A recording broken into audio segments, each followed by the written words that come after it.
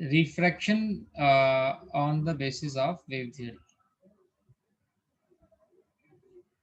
On the basis of wave theory बोल दो या हाइगन्स प्रिंसिपल बोल दो, एक ही मतलब है, राइट? अब हमको ये प्रूव करना है, इसमें दो चीजें प्रूव करनी है. एक तो to construct refracted wave front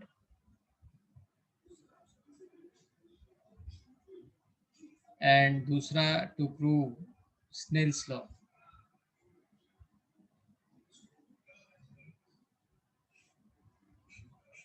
right? अब इसमें भी स्नेल्स लॉ के भी दो केसेस आएंगे, एक रेरर से डेंसर और एक डेंसर से रेरर. अगर तुमको समझ में आया मैं जो समझाने की कोशिश कर रहा हूँ तो कोई फर्क ही नहीं पड़ेगा कि एग्जाम में कौन सा आया है, रेरर से डेंसर आया है, डेंसर से रेरर आया है. अगर आंखें खुली रखोगे तो बहुत इजीली बात बन जाएगी. ओके, तो इसको पहला केस करते हैं, रेरर से denser medium. rarer to denser medium. Consider plane wave front AB incident on a interface separating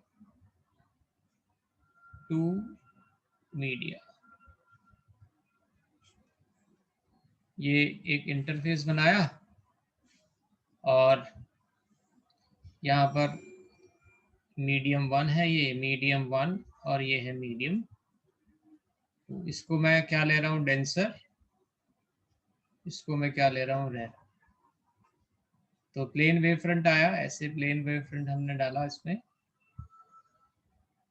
plane wave front में हमको पता है कि क्या होता है कि पैरेलल रेज आती है.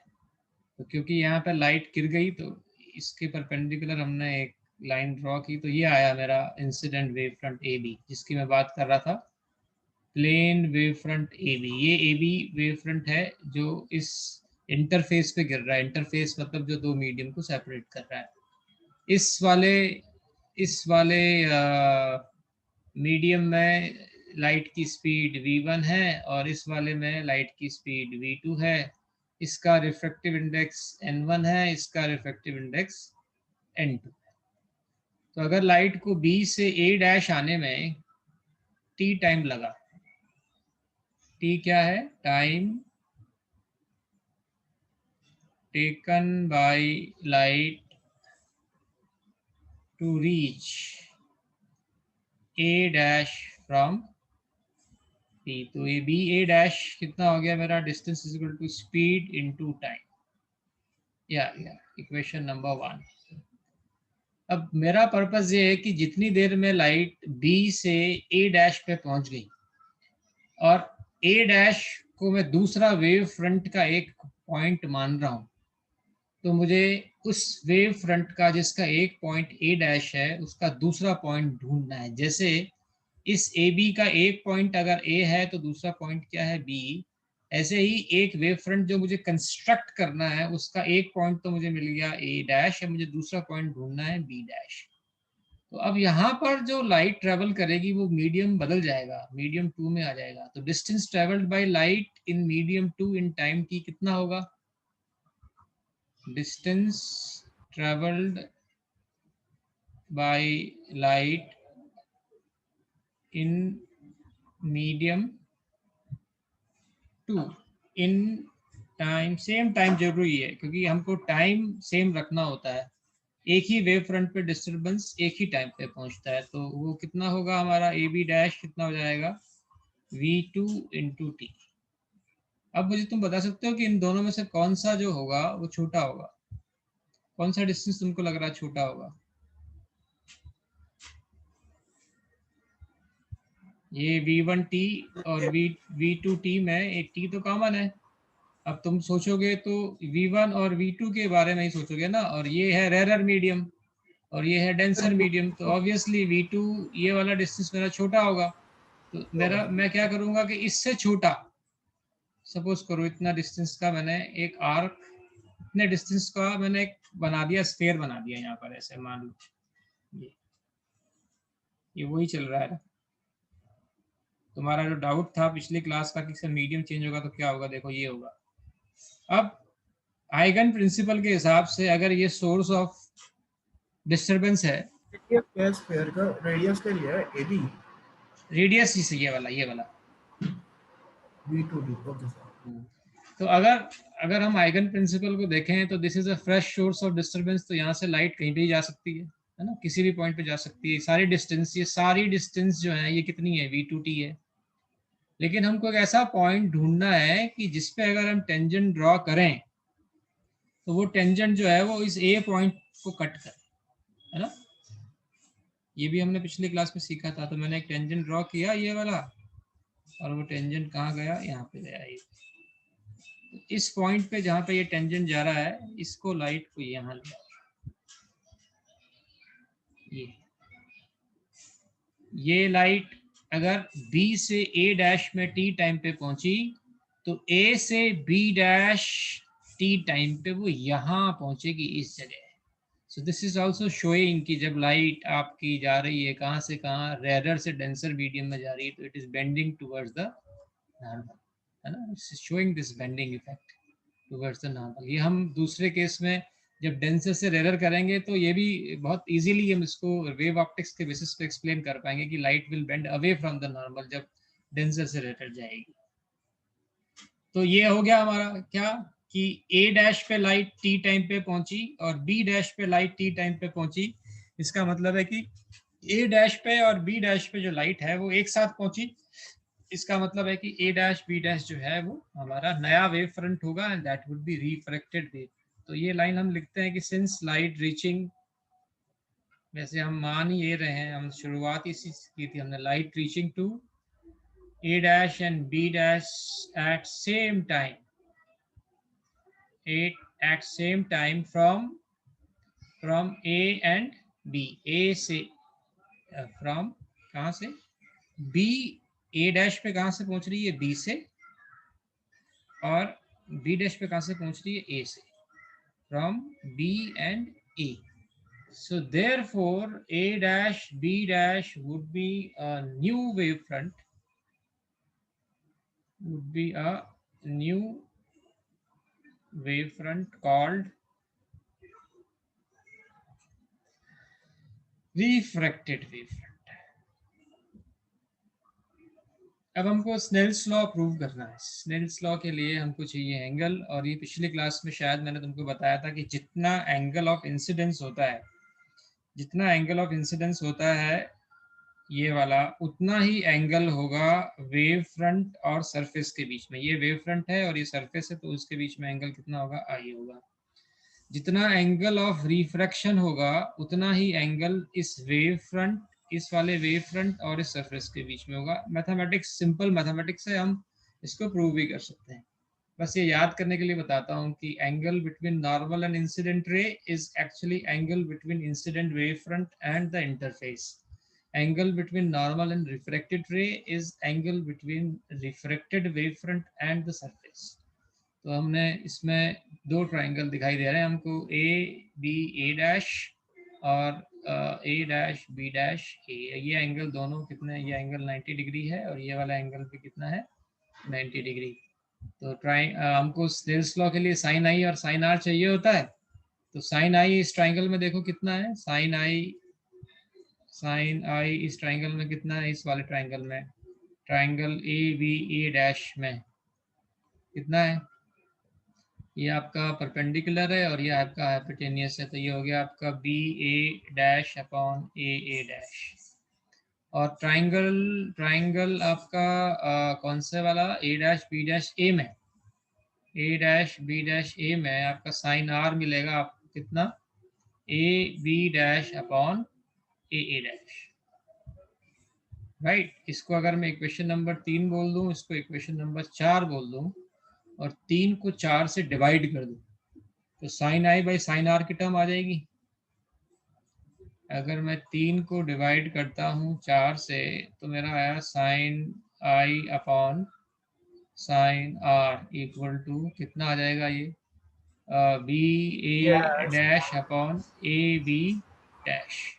And if we use equation number 1 and 2 तो ये आ जाएगा मेरा sine i upon sine r equal to this was v1t and this was v2t and we left with v1 and v2। अब n1 की value कितनी है c बाई v1 और n2 की वैल्यू कितनी है c बाई v2। अगर मैं n2 को n1 से डिवाइड कर दूं एंड या ऐसा करो v1 की वैल्यू ऐसे भी समझ सकते हैं c बाई n1 आ जाएगा और v2 की वैल्यू c बाई n2 आ जाएगा। तो v1 की और v2 की वैल्यू आप यहाँ रख दो तो आपका क्या आया sine i upon sine r equal to v1 में n1 तो आ जाएगा n2 by n1 and this is your Snell's law. This is your Snell's law.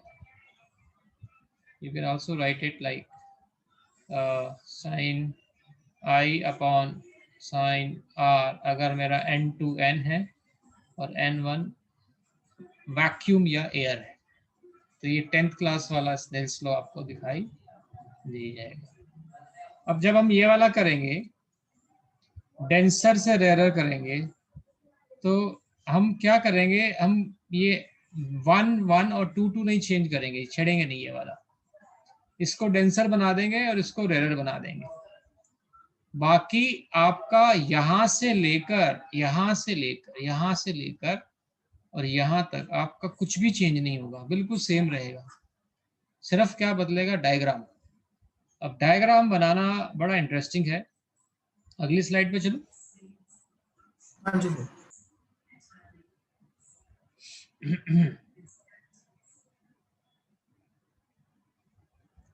Diagram बना लेते हैं। डेंसर टू रेयर, मैं कुछ भी नहीं बदलता, ये मैंने इंटरफेस लिया, बस ये बदल दिया कि ये डेंसर मीडियम है और ये रेयर मीडियम है। इसमें स्पीड कितनी है v1, रिफ्रैक्टिव इंडेक्स कितना है n1, इसमें स्पीड कितनी है v2, ये कितना है n2। और आपका जो वेव फ्रंट आ रहा है इसको ऐसे ले लेते हैं, ये आ रहा है आपका प्लेन वेव फ्रंट आ रहा है ऐसे, ये आपका पॉइंट ए है, ये पॉइंट आपका बी है and this is point A dash. तो आपका बी ए डैश वही रहेगा, no change. B A dash कितना रहेगा v1t। आपका ए बी डैश जो आएगा वो कितना हो जाएगा v2t, लेकिन यहाँ पर ये डेंसर और रेयर बदल गया, आपका ये डेंसर है और ये रेयर है, तो ऑब्वियसली आपका जो v2 होगा वो v1 से बड़ा होगा। तो आपका यहाँ से एक पॉइंट से दूसरा पॉइंट आपको मिल गया, एक वेव फ्रंट से दूसरा पॉइंट आपको मिल गया। अब आपको यहाँ से एक नया पॉइंट चाहिए, तो इसको नया सोर्स मानते हुए हाइगन प्रिंसिपल के हिसाब से आप क्या करोगे, v2t जहाँ लाइट जाएगी इतने ही टाइम में वो कहाँ जाएगी, v2t पे जाएगी। और v2t आपका कहीं पे भी हो सकता है लेकिन वो इससे बड़ा होगा, ध्यान रखना। वो जो आप बनाओगे, आर्क बनाओगे आप, वो v2t वो इससे बड़ा होगा। तो आपको एक ये बनाया आपने, आर्क बनाया या आपने स्फेयर बनाया, राइट, स्फेयर बनाया। अब आप टेंजेंट ड्रॉ करोगे, वो टेंजेंट आपका यहाँ से पास करना है, यहाँ से पास कर रहा है इस जगह। वो टेंजेंट जिस पॉइंट पे लाइट जाएगी उस पॉइंट से टेंजेंट आपका ए डैश पे जाना चाहिए, ये ध्यान रखना। तो वो टेंजेंट आपने ड्रॉ किया, ढंग से ड्रॉ कर देता हूँ थोड़ा सा तो समझ में आ गया होगा। आगे सर समझ।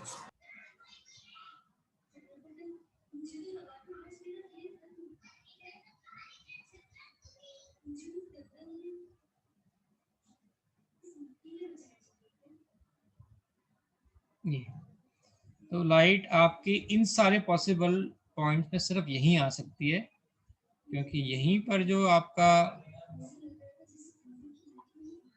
जो वेव फ्रंट होगा वो परपेंडिकुलर हो सकता है लाइट के सरफेस, लाइट रे के।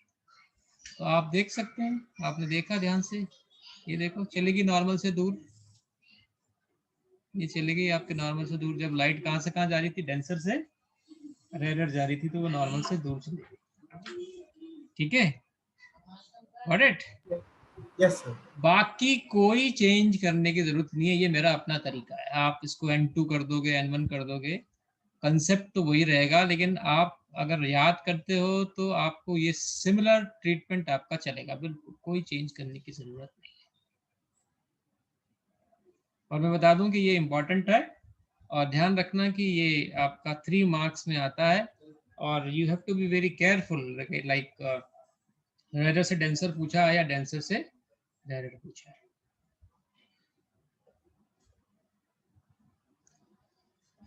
आगे चलते हैं, कोहेरेंट सोर्सेस ऑफ लाइट के बारे में बात करते हैं।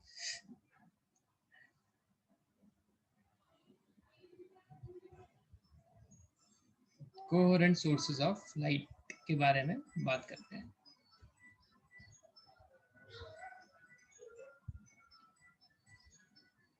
ऐसे सोर्स ऑफ लाइट जो ये कम से कम ये 3 कंडीशन सेटिस्फाई करें, कि सोर्स मतलब लाइट वेव्स निकाल रहे हैं, लाइट वेव्स जो निकलेंगी वो सेम वेवलेंथ की हो,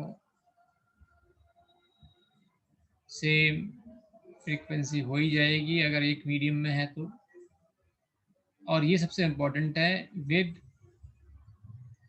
जीरो फेज डिफरेंस और कांस्टेंट फेज डिफरेंस। कहने का मतलब ये है कि ये कोई मान लो एक पॉइंट है, यहाँ पे 2 जगह से लाइट आ रही है, इस जगह यहाँ पे लाइट आ रही है, तो यहाँ पे जो लाइट आ रही है उसकी फ्रीक्वेंसी वेवलेंथ सेम है, या तो वो लाइट एक टाइम पर पहुंच रहे हैं, एक टाइम पे पहुंचने का मतलब है कि उनके बीच में फेज डिफरेंस कितना है, 0, या फिर अगर वो एक टाइम गैप के साथ पहुंच भी रहे हैं अगर मान लो, तो उस केस में वो टाइम गैप जो है वो चेंज नहीं होना चाहिए। मतलब अगर मान लो ये वाली लाइट आती है और ये वाले लाइट आने में मान लो 1 माइक्रो सेकेंड का डिफरेंस है, जो दूसरी लाइट वेव आ रही है और अब जो लाइट वेव आएगी उनके बीच का टाइम डिफरेंस हमेशा कितना रहना चाहिए, 1 माइक्रो सेकेंड रहना चाहिए। तो उस केस में जो ये सोर्स होंगे, ये वाले जो सोर्स होंगे S1 और S2, उनको हम क्या मानेंगे, कोहेरेंट सोर्स। ओके, तो एक क्वेश्चन आता है कि टू आइडेंटिकल बट independent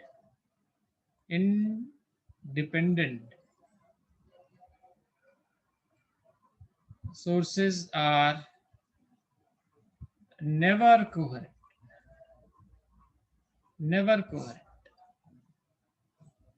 तो कॉमन सेंस बेस्ड आंसर दे सकते हैं, कॉमन सेंस बेस्ड आंसर है इसका, इसमें कोई खास I mean physics of course है, लेकिन वो फिजिक्स तुमको तुम्हारे सामने दिखाई दे रही है कि वो फिजिक्स क्या हो सकती है। अगर वो आइडेंटिकल है तो बहुत ऑब्वियस है कि उनका फ्रीक्वेंसी, उनका वेवलेंथ, उनका एम्पलीट्यूड सेम होगा, लेकिन उसके बावजूद, आइडेंटिकल होने के बावजूद वो कोहेरेंट नहीं है। क्यों नहीं है कोहेरेंट? क्योंकि ये वाली कंडीशन जो है वो सेटिस्फाई नहीं होती है अगर सोर्स कैसे हो, इंडिपेंडेंट। इंडिपेंडेंट का मतलब है कि तुम घर बाजार से 2 बल्ब लेके आए, बिल्कुल एक जैसे बल्ब लेके आए, और अगर तुम बोलो कि उसको हम कोहेरेंट सोर्सेस बोलते हैं, तो ऐसा नहीं होगा, राइट। कोहेरेंट सोर्स के लिए ये कंडीशन होनी बहुत जरूरी है। हालांकि मैंने कहीं ऐसा पढ़ा है कि अगर इंडिपेंडेंट लेजर सोर्स हो, लेजर, तो उनको हम कोहेरेंट सोर्स मान लेते हैं, क्योंकि उस केस में ये वाली कंडीशन सेटिस्फाई हो जाती है, या तो फेज डिफरेंस होता नहीं है, और अगर होता है तो वो टाइम के साथ चेंज नहीं होता है। तो अगर इंडिपेंडेंट नहीं होते, अगर अगर आपके कोहेरेंट सोर्स इंडिपेंडेंट नहीं होते, तो इसका मतलब है कोहेरेंट सोर्स हमेशा सिंगल सोर्स से बनाए जाते हैं। कोहेरेंट, कॉमन हेरेंट, कॉमन ओरिजिन, है ना, कॉमन हेरिडिटी, कोहेरेंट, जो एक ही, जिनका पेरेंट एक ही हो, जो एक ही सोर्स से डराइव किए गए हो, उनको हम क्या बोलते हैं? Coherent sources.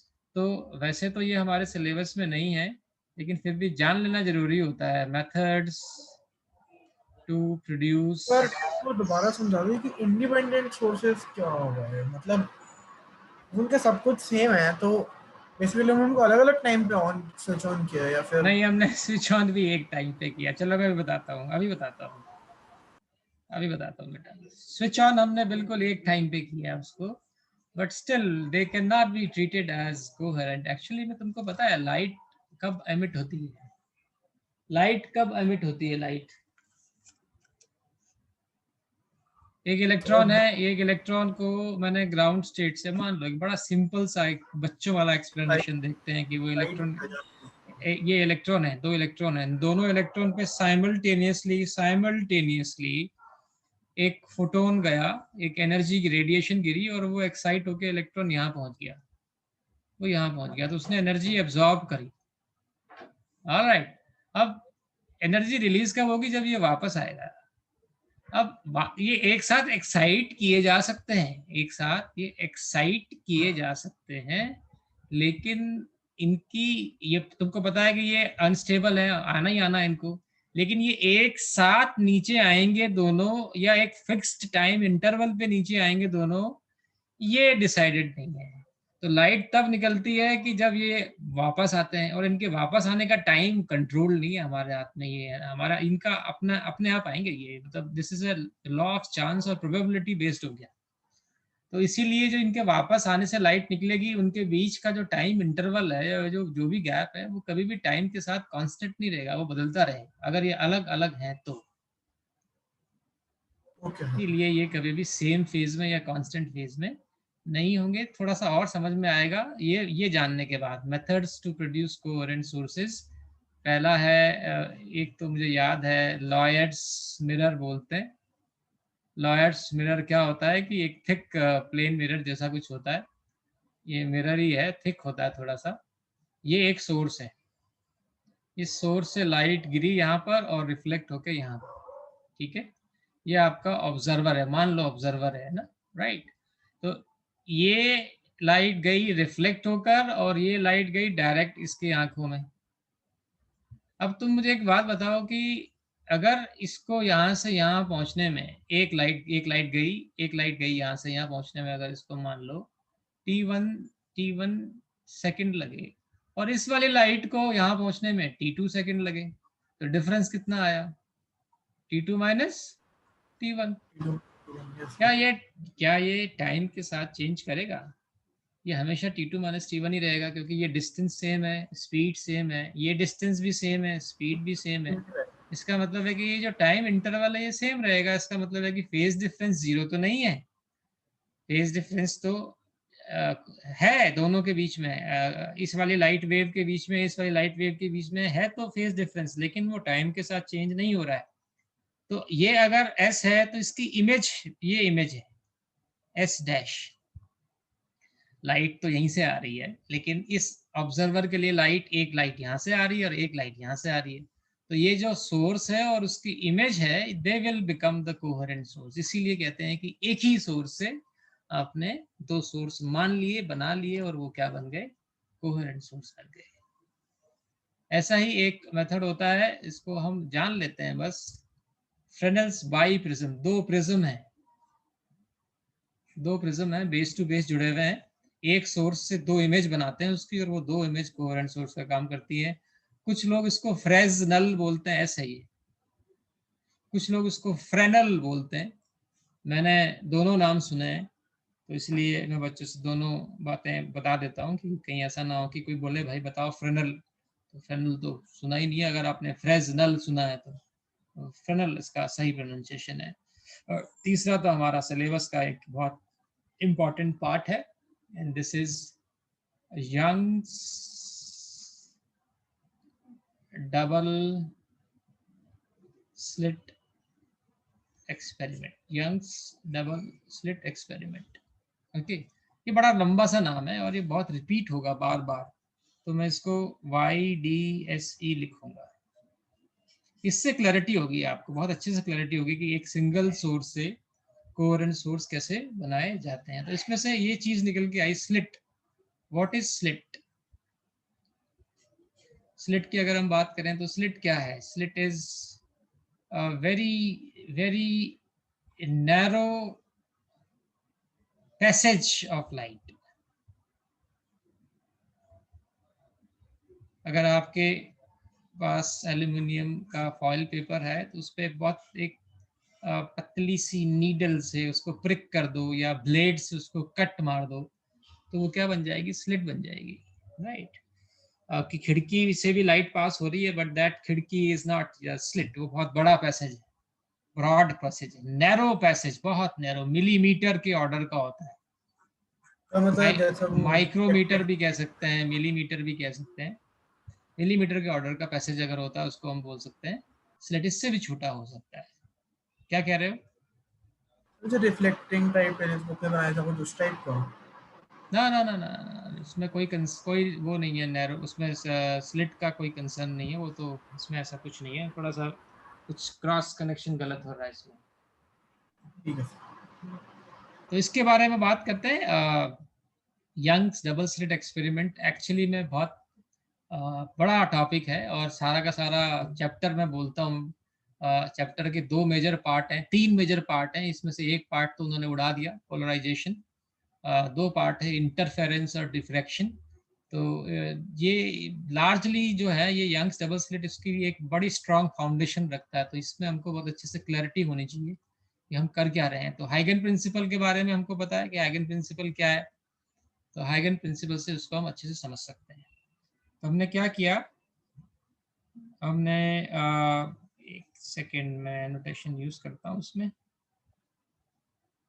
हमने एक कुछ इस तरीके से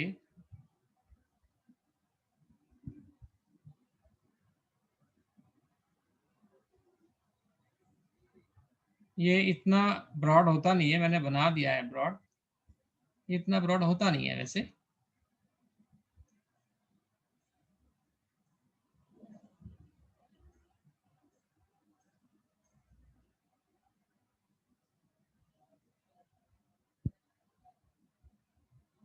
ये बस इतनी ही जरूरत पड़ेगी फिलहाल हमको, तो अब मैं पेन ले लेता हूँ।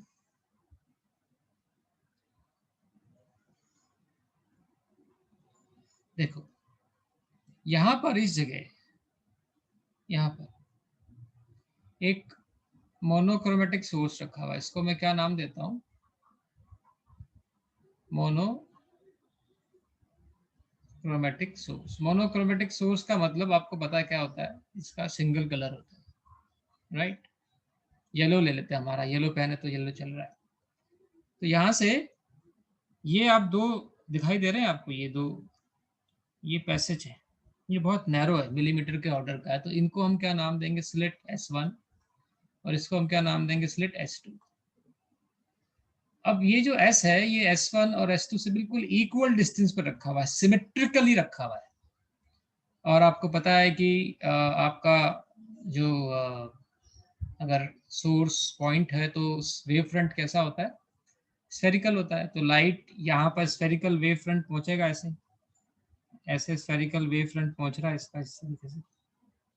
ओके, तो यहाँ जो रेड पोर्शन है ये लाइट को आगे नहीं जाने देगा, ये रेड पोर्शन जो है ये लाइट को आगे जाने नहीं देगा। इसका मतलब लाइट जाएगी खाली यहाँ से आगे जाएगी और खाली यहाँ से आगे जाएगी लाइट। अब देखने वाली बात ये है कि जो S1 और S2 जो 2 बनाए हैं मैंने, ये एक ही वेव फ्रंट के 2 पॉइंट हैं। Are you getting this point और नॉट? एक ही वेव फ्रंट है ये। अगर मेरा ऐसा, मैं अगर एक सर्कल बना दूं, अगर मैं एक सर्कल बना देता हूँ, ये सर्कल है ये, और सर्कल के ये सेंटर है सर्कल का। तो एक जो पॉइंट है आपका, एक पॉइंट तो आपका ये है S1 और एक पॉइंट आपका ये है S2, बिल्कुल बराबर रखा हुआ है। तो यहाँ पर जो लाइट जाएगी और यहाँ पर जो लाइट जाएगी आपकी, वो बिल्कुल एक ही टाइम पे जाएगी।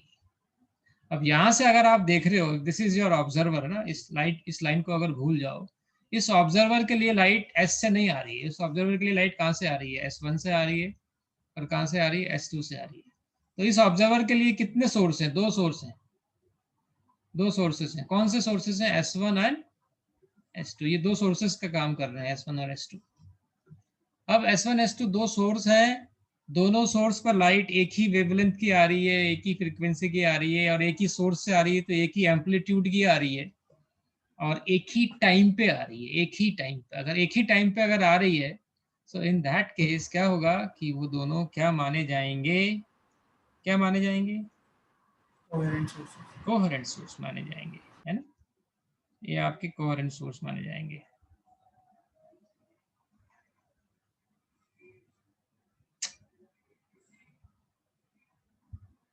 कोहेरेंट सोर्स माने जाएंगे।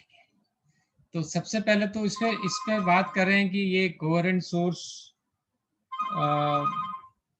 कैसे बने, ये जो आपके दो कोहेरेंट सोर्स बने, ये कैसे बने, ये कोहेरेंट सोर्स हैं, ये आपको सेटिस्फेक्शन होता है कि ये कोहेरेंट सोर्स हैं। Yes sir. अब यहाँ से क्या होता है कि जब लाइट निकलती है, यहाँ से लाइट निकलती है, आपको पता है कि लाइट क्रेस्ट और ट्रफ की फॉर्म में जाती है। लाइट जब जाती है तो क्रेस्ट और ट्रफ की, अगर मैं इसको ये बोलूं कि ये क्रेस्ट है और ये ट्रफ है, तो लाइट ऐसे बढ़ेगी आगे, लाइट ऐसे बढ़ेगी आपकी, यहाँ पर क्रेस्ट, और यहाँ पे क्या बनेगा आपका, ट्रफ बनेगा। फिर क्रेस्ट आगे बढ़ रही है, तो कौन से पॉइंट पे क्रेस्ट है, कौन से पॉइंट पे ट्रफ है, हमको नहीं पता, तो हम इसको ऐसे बना रहे। ऐसे ही सिमिलरली यहाँ पर जो लाइट आपकी आगे बढ़ेगी, वो ऐसे जाएगी, क्रेस्ट और ट्रफ, क्रेस्ट और ट्रफ, ऐसे। तो आप देख पा रहे हो कि यहाँ से लाइट निकल रही है, यहाँ से लाइट निकल रही है, और वो लाइट अब क्या हो रही है कि दोनों की लाइट जो है वो सुपर इम्पोज हो रही है, एक दूसरे को ओवरलैप कर रही है। इस पॉइंट पे देखो, इस पॉइंट पर देखो ध्यान से, ये वाला पॉइंट, दोनों क्रेस्ट मिल रही हैं। इस पॉइंट पे देखो, दोनों ट्रफ मिल रही हैं। इस पॉइंट पे देखो, एक की क्रेस्ट है, दूसरे की ट्रफ है, एक की क्रेस्ट है, दूसरे की ट्रफ है। तो यही हमारा अगला टॉपिक है कि जब लाइट दो कोहेरेंट सोर्सेस से, जब लाइट दो कोहेरेंट सोर्सेस से मिलती है, तो लाइट का एनर्जी का रीडिस्ट्रीब्यूशन होता है, रीडिस्ट्रीब्यूशन ऑफ एनर्जी। और उसी रीडिस्ट्रीब्यूशन ऑफ एनर्जी को हम क्या बोलते हैं, इंटरफेरेंस ऑफ लाइट। ये बड़ा वास्ट टॉपिक है, इसको हम नेक्स्ट क्लास में कवर करेंगे। तो ये वाला डायग्राम थोड़ा सा दिमाग में रखना, हालांकि मैं इसको दोबारा बनाने वाला हूँ।